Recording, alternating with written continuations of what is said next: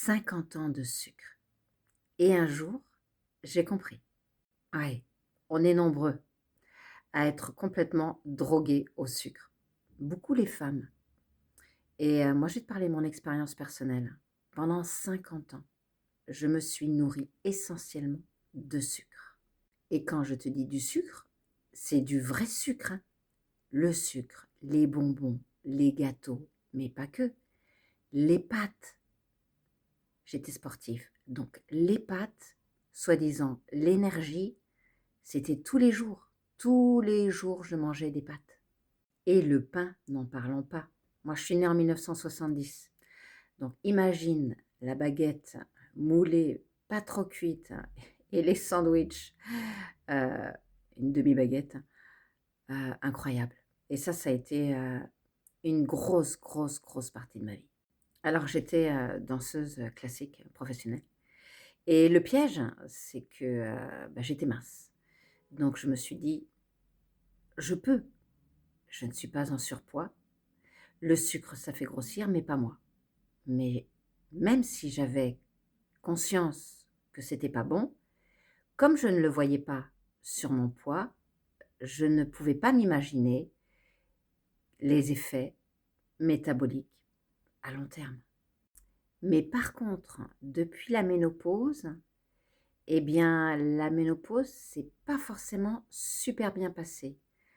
Il y a toujours eu des bouffées de chaleur qui étaient persistantes, le sommeil qui était perturbé, des réveils fréquents. Alors je me rendormais, mais je me réveillais quand même.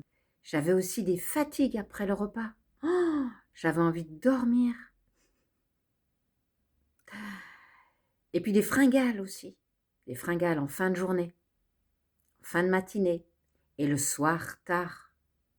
Des envies de sucre auxquelles je répondais. Toujours continuer à être mince. Et puis, j'ai pris conscience de certaines choses et je me suis mis à faire un programme qui travaille sur la résistance à l'insuline. Alors, jamais j'aurais pu imaginer que j'avais de la résistance à l'insuline. Pourtant, j'en ai mangé du sucre. Et c'était quoi les symptômes? La fatigue après les repas, le sommeil haché, les hormones déséquilibrées, les fringales et cette fatigue persistante.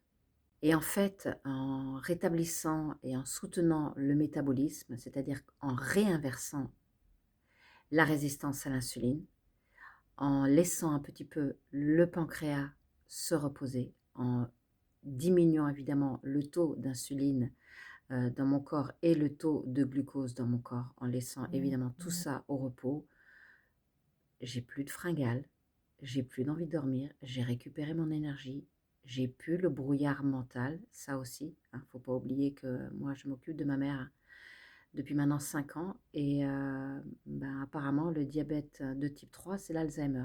Elle a un Alzheimer. Alors je veux bien perdre ma santé, mais pas ma tête. Dis-moi en commentaire, toi, ce que tu en penses. Est-ce que ta santé, elle est plus importante que tout ou c'est ta tête? Et puis, abonne-toi, je parle de toi.